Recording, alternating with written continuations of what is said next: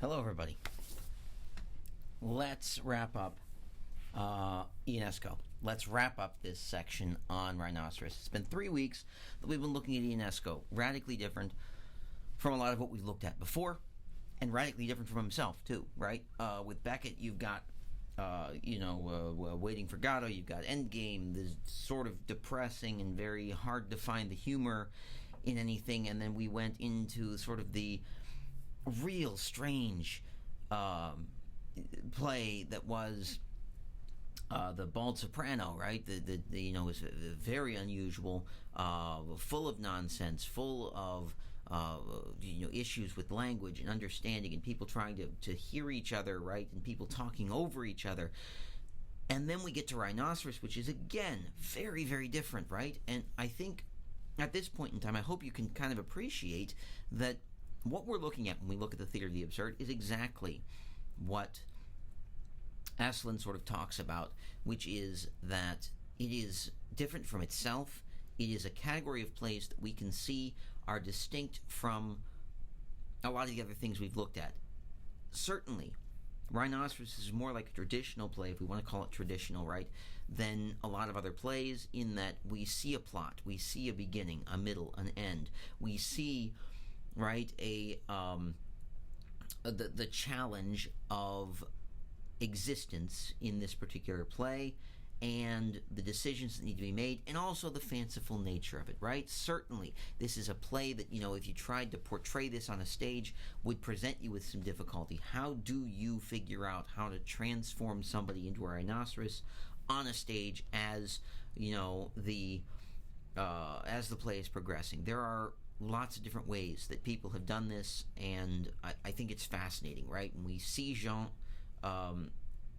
transform into a rhinoceros, I think it's an incredible thing to see, right?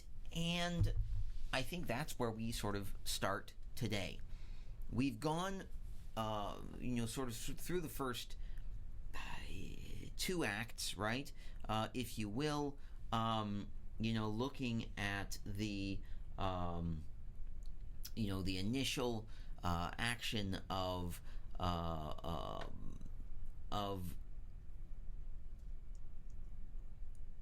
Jean and Stanley, or Jean and Berenger, depending on which one we're looking at as far as the names are concerned, at the cafe. Discovering the existence of these rhinoceros and not even knowing what it's about, right? Not even knowing why a rhinoceros would be there, and not realizing that that's where the threat begins, right? That it's coming through, it's trampling things down. They just don't know who it is, what it is. They can't define it. They don't know whether it's got 1 horn or 2. They, have a big fight about it, and ultimately sort of go their separate ways. The second scene, where we're at the office, and Berenger and Daisy and Dudar, or Norman, I suppose, in the version that we have as a movie, all trying to sort of figure out, what to do now that the rhinoceros are here, now that they realize that people are transforming into rhinoceros, now that we see that one of the co-workers has sort of, transformed and gone off, what to do about this. And then, right, our following scene, where we've got, we got Berenger and Jean together, and Jean is clearly not well, and then we find out that he himself is transforming into a rhinoceros, and then at the end, when everybody else does, and Stanley, Berenger is the only one left. So what do we do with all of this? How do we wrap up the play, and what does it say to us, and what does it say about our characters, right? How do we relate this back, as we always try to do, to our existentialism, our absurdism?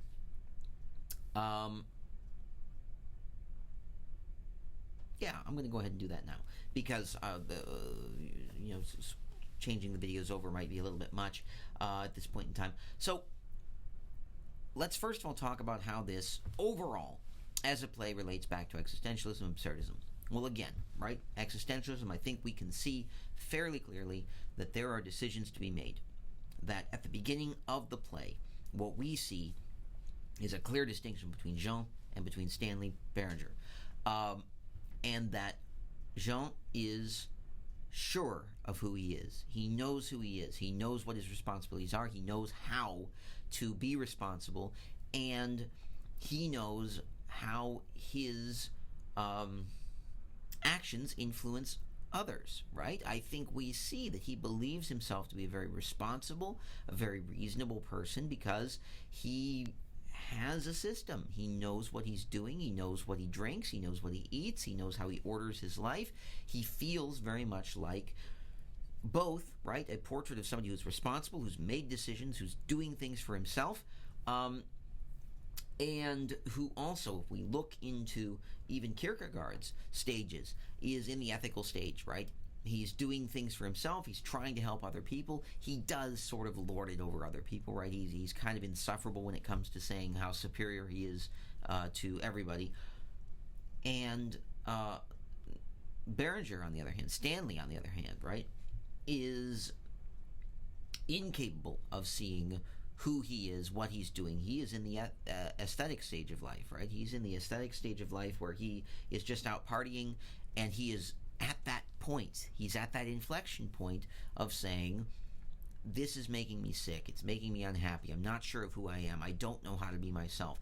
And both with Kierkegaard and with existentialism, he is looking at himself and saying, I'm not sure who I am, what my responsibilities are, how I interact with people. I don't know how to be myself. It's weird to having to carry my body around. I can relate, right? I think a lot of us may be able to look at him and say, same, Stanley, same. It's hard to be a person, right?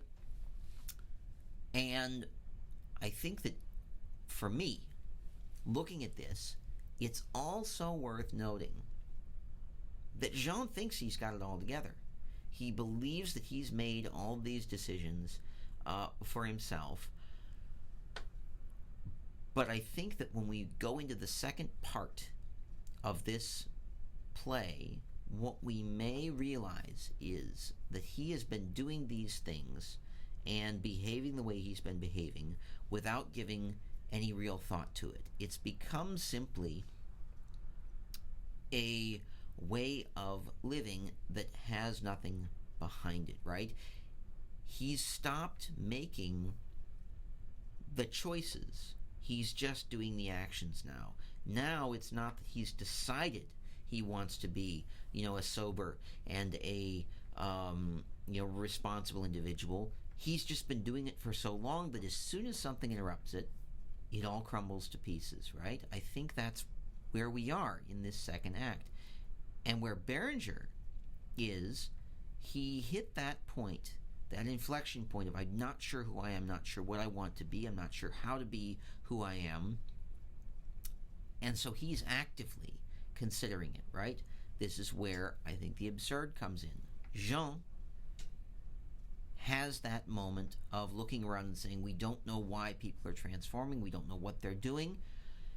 And for him, as an ordered and a reasonable person with no backing behind it, right? He has no will to fight. He has no desire to fight what's going on. He just simply says, if this is the new norm, then I guess I go with it, right?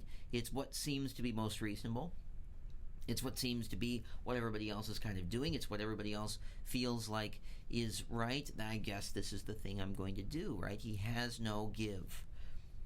Berenger, it's almost as if one of two things is true. He either has no give, right, because he's a jelly and there is nothing to actually push against, and so all of this confusion sort of just passes right through him. He experiences sort of an existential crisis, but it isn't able to stick on him, and he doesn't really have